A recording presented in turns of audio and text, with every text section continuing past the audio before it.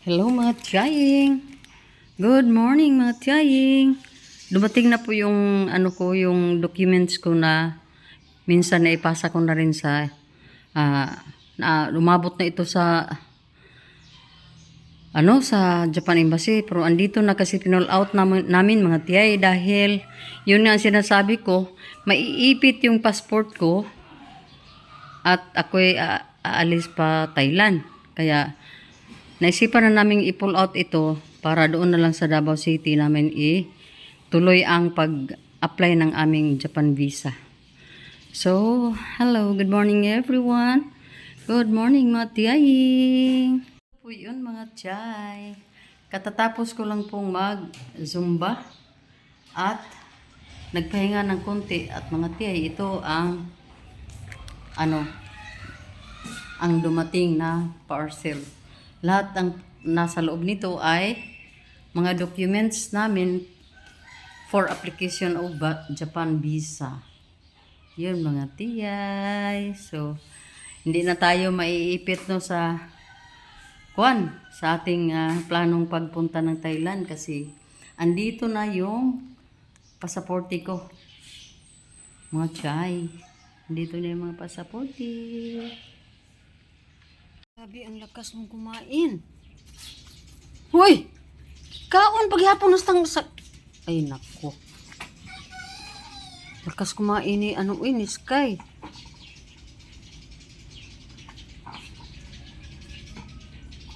Hello, good morning. Ito nga mga tiyay, oh. Gusto ko sana itong linisin ang loob ng sasakyan namin. Kasi gi-open ito ni Rimrim para may may gawin sana siya. Kaso may busy siya ngayon. Kaya iniwan lang niyang nakabukas ito. At ako sana gusto galaw-galaw pero takot din ako baka may mabunot akong mga wirings ba. Hindi tayo mekaniko kaya hindi tayo as if hindi tayo magpa-as if na marunong mga tiyay kasi nakakasira tayo. At dahil kanina may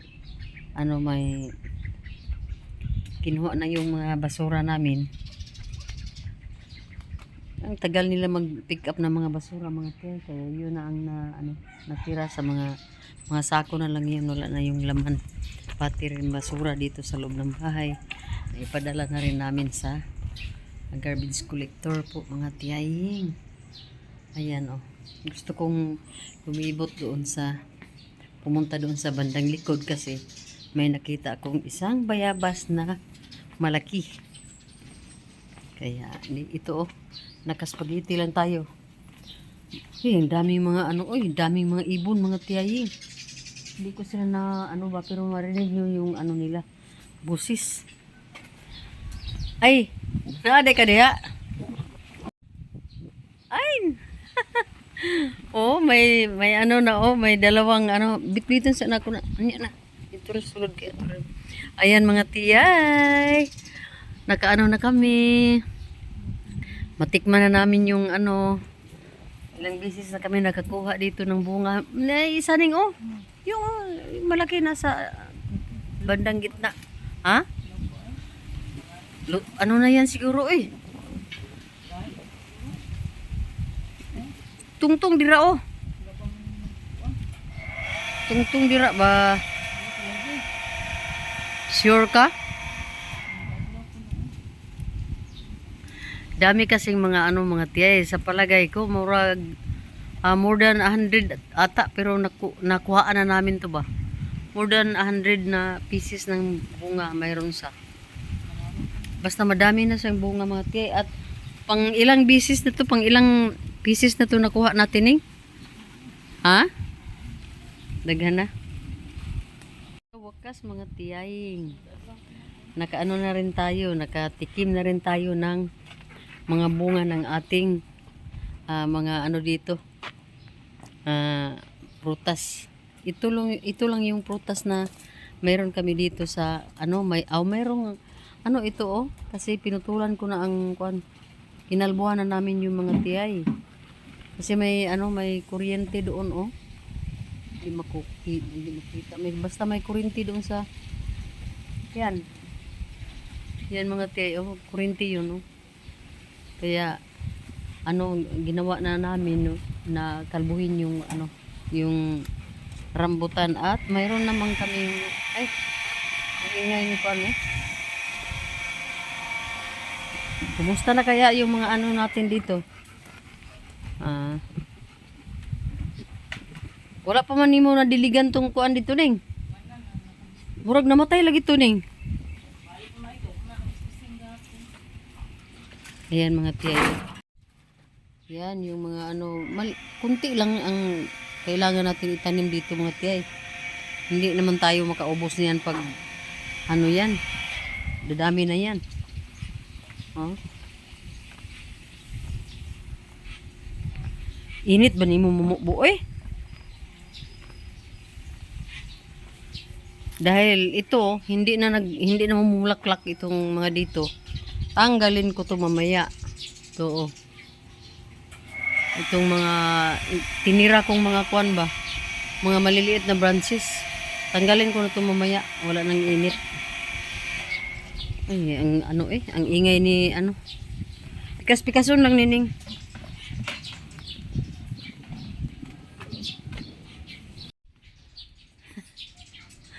Ay, nako. Ang sarap ng bayabas namin. Hindi pala tayo pwede dito, maglibot-libot kasi mainit. Mainit mga tiyaying. Na muna tayo. Sa loob lang muna tayo. Mamayang hapon na siguro tayo dito sa labas.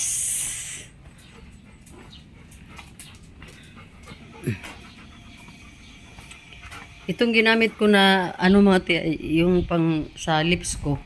To? Yung lip serum? Lip serum ang tawag niyan?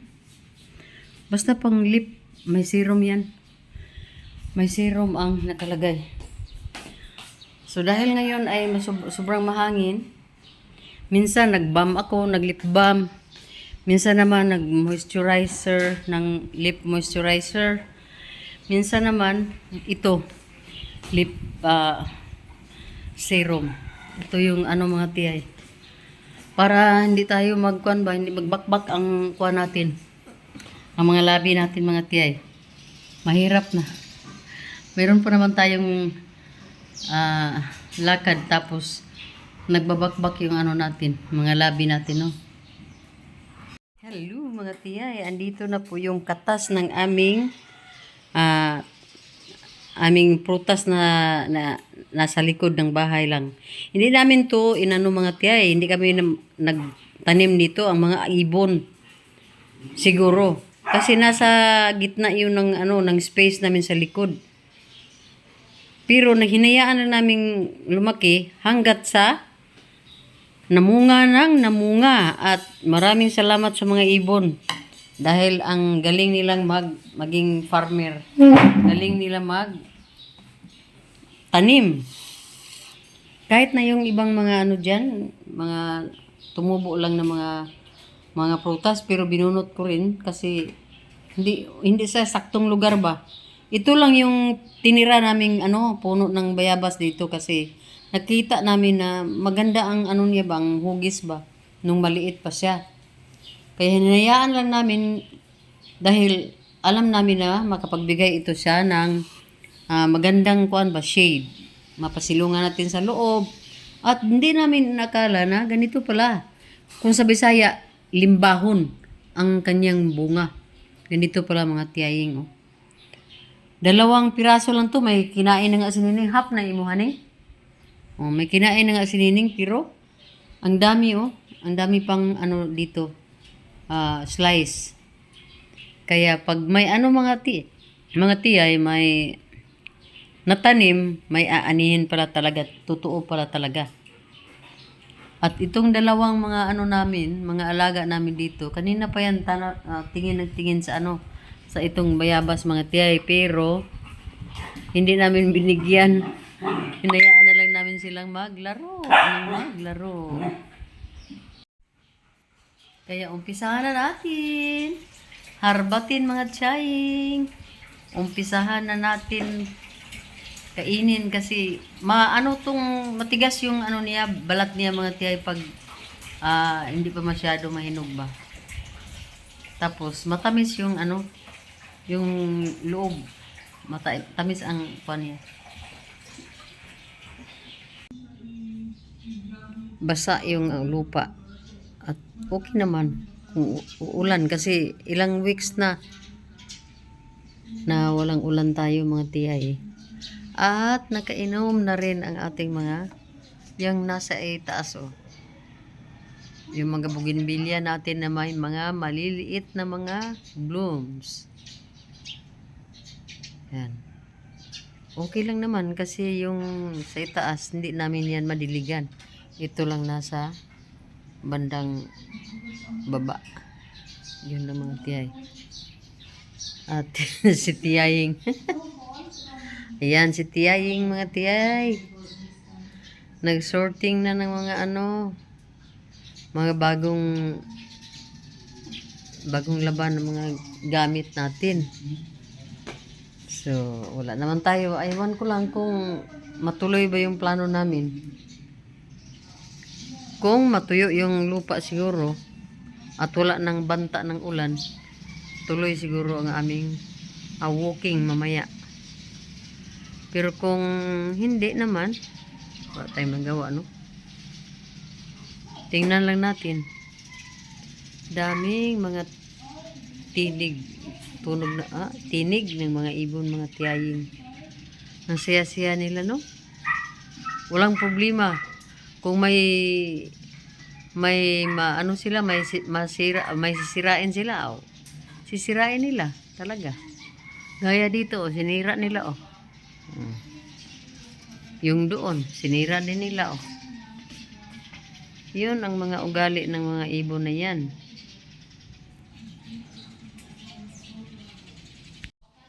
Good afternoon everyone.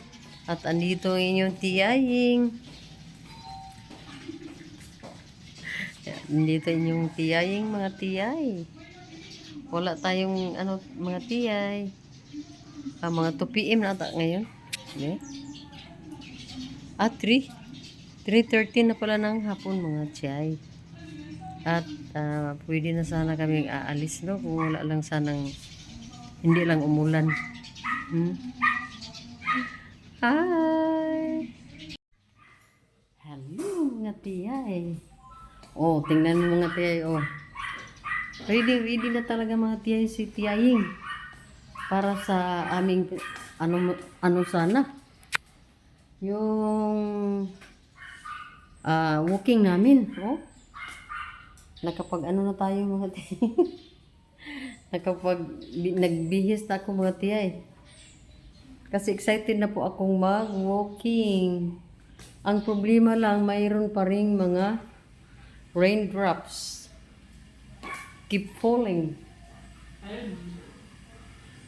Raindrops keep falling on my head.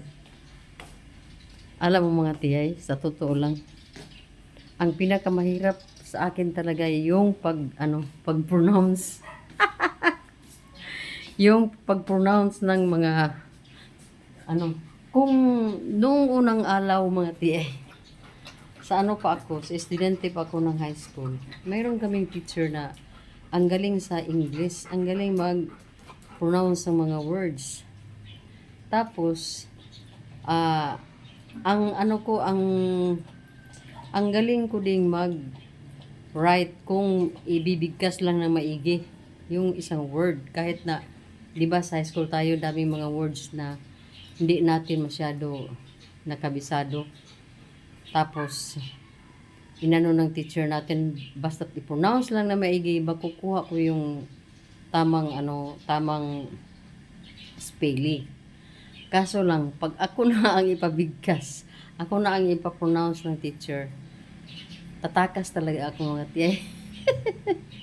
Weakness ko talaga yung mga ganon. Hindi ako marunong mag ano ba mag diyan ako kasi may ano ako mga tiyay, may natural ako na mag stammer ako mga tiyay kahit nga Bisaya. Hindi ko madiri-diretso ba maibigkas o ano pagtawag niya na kana bang maistorya bitaw mga tiyay yung bawat sentence palagay na natin yung sentence mga tiyay hindi ko yan mai-straight ng pag sasalita yan ang ano ko ang weakness. So unti-unti nang nalaman yung mga tiyay kung anong mga weakness ko noon unang araw hanggang sa ngayon unang araw mga tiyaya sabihin na natin araw pero araw yun nung unang araw mga tiyay. Lalong lalo na may ugali din ako mga tiyay na pag ang isang bagay na gusto ko yun lang ang gusto kong gawin.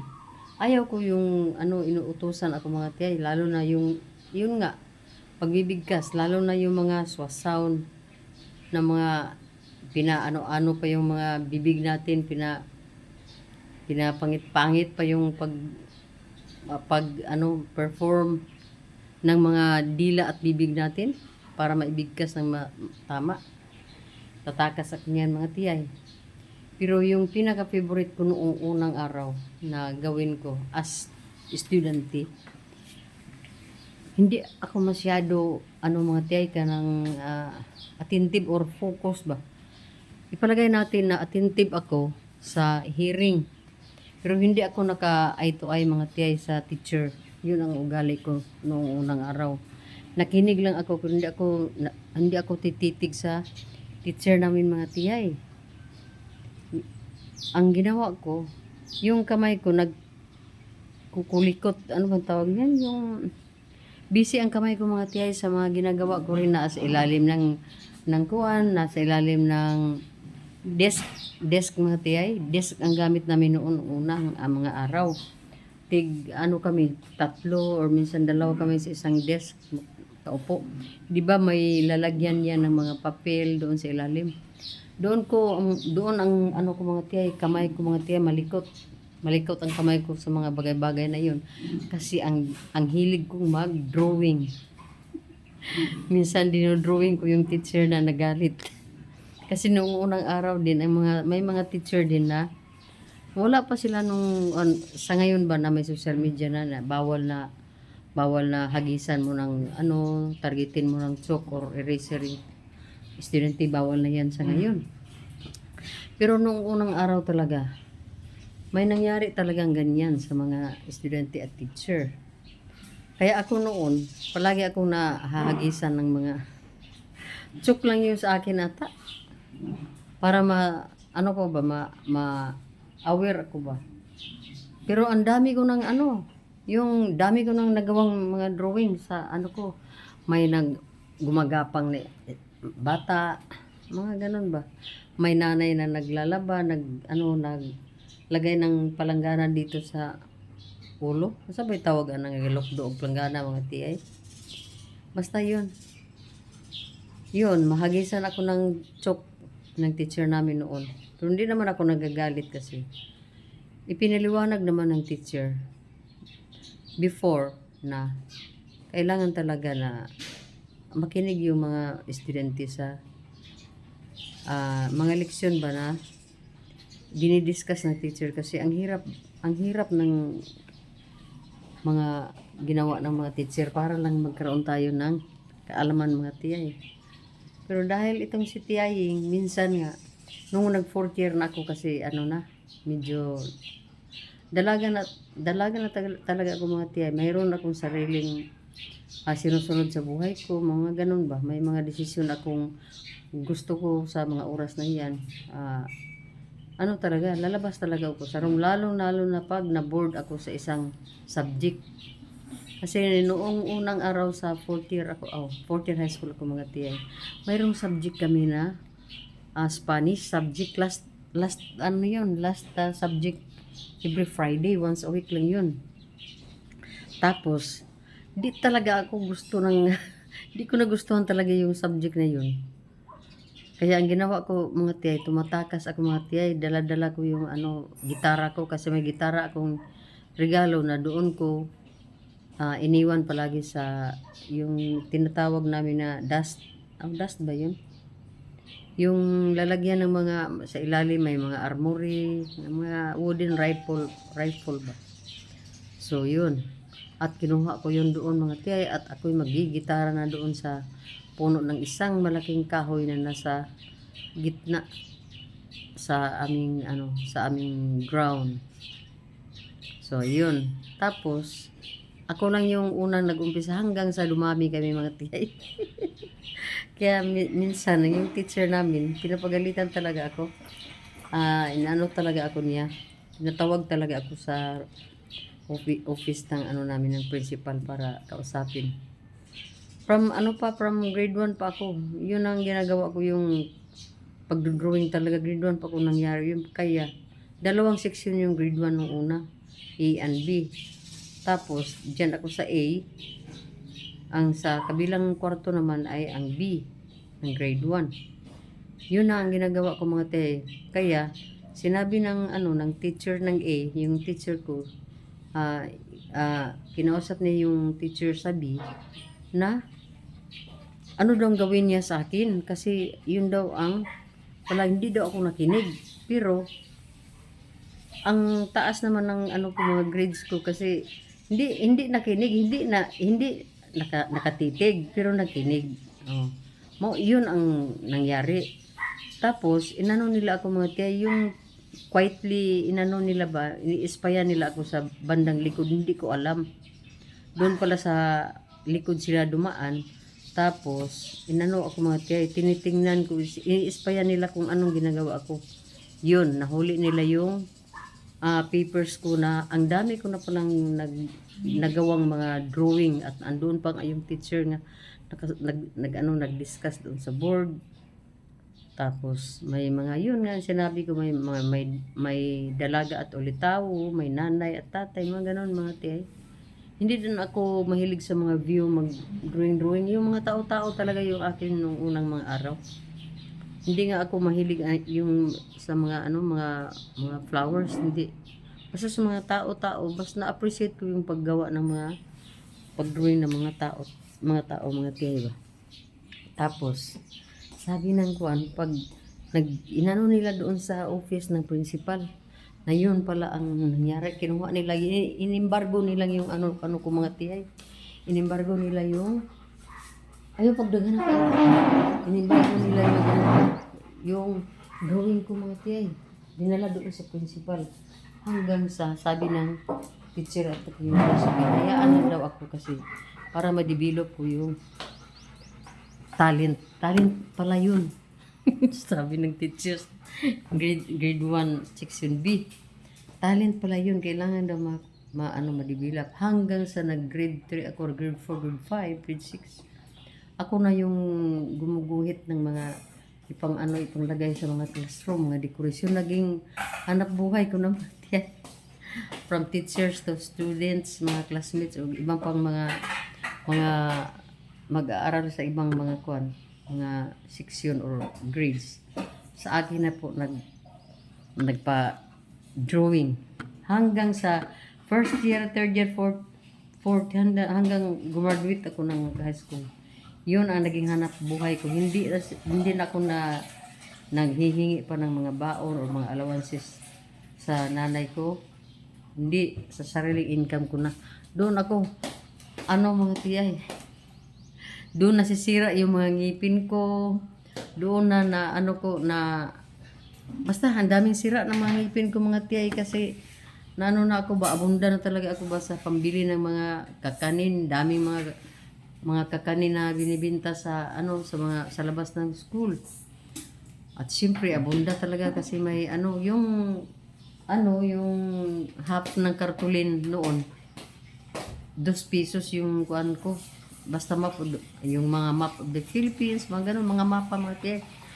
Pag 1 whole 4 pesos na yun sa akin. Pero yung yung kupunban na mga ano ba, mga heroes.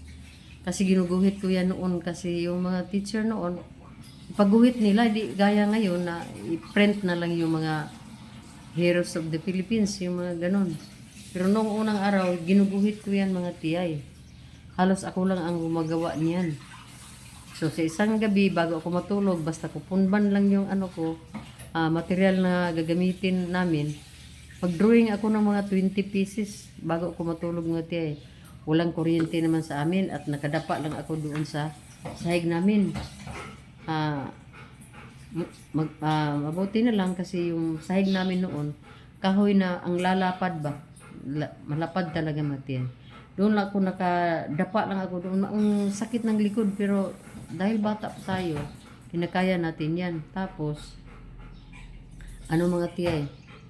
Yung ilaw, yung lampara talaga mga tiyay. Sus, Diyos ko, ang daming mga itim dito sa, ano ko, sa ilong ko. Kinabukasan, kinaumagahan mga tiyay. Dahil lampara lang, gas yung, fuel niya. Kaya yun. Yun mga tiyay. Yun ang karanasan ko noong unang araw mga tiyay. Pero ngayon mga tiyay, nung nag-elementary ang mga anak ko, dami ding pinapa-drawing ng mga teachers ng mga anak ko nung unang araw, elementary sila. Pero nag-high school na sila, ayaw ko na talaga kasi yung nasisira na yung mata ko mga tiyay. Nasisira na yung mata ko kaya wala na hanggang sa ngayon hindi ko na-exercise yung kinalimutan ko na yun kasi wala naman talagang ano sa akin na ngayon na. Gore na mga tiyaying, gore na. Kaya yun lang, inano ko lang, binahagi ko lang yung mga naging karanasan ko nung unang araw. Kasi yun ang kuan. At saka yung paggigitar talaga mga tiyay. Sa school namin, parang ako ata yung naging kuan ba, yung kilala sa mga ng gitara na babae. Yun. Mahilig talaga ako. Hindi ako marunong magkumanta mga tiyay. Naggigitara ako, hindi ako kumakanta. Minsan lang. Naggigitara ako kasi may ibang kumakanta. Yun. At nag-instrumental minsan. Pero hindi naman ang magaling talaga. Pero nag-i-instrumentalan ako paminsan-minsan noong unang mga araw. Pero yun lang, gitar lang at saka wala namang pinag-aralan. Hindi naman nag-aral ng paano i-play yung gitar. Na ano ko lang yun, namana ko lang yun sa brother ko na siya ang magaling kasi naging champion din siya ng lahat ng kategory sa paggigitara. Gitar lang talaga, walang ibang kwan. Gitar lang from instrumental to basta parang 4 ata na kategory ng paggigitara, yung may kanta na old, may bago, may modern, may mga sweet music, may mga rock music, mga ganun ang siya ang magaling. Pero ako medyo lang dahil nasanayan namin kopyahin yung mga ginagawa din niya, nakinig sa mga ginagawa, tinitingnan yung mga kamay niya. Yun ang medyo may nakopya lang akong makunti pero hindi talaga pares kanya na magaling siya. Basta may alam lang ng kunti mga tiyay pero hindi magaling kumanta. Yun, magkakape muna tayo mga tiyay. Oh. Ayan, may kape ako dito at may tinapay naman. Almost 4 p.m. na ng hapon. Ewan ko lang na namin ni Nining na magkakape kami ngayon. Ang problema lang, dinamihan ni Nining dinamihan mga tiyay. Kaya mga tiyay, thank you sa kita tayo mamaya.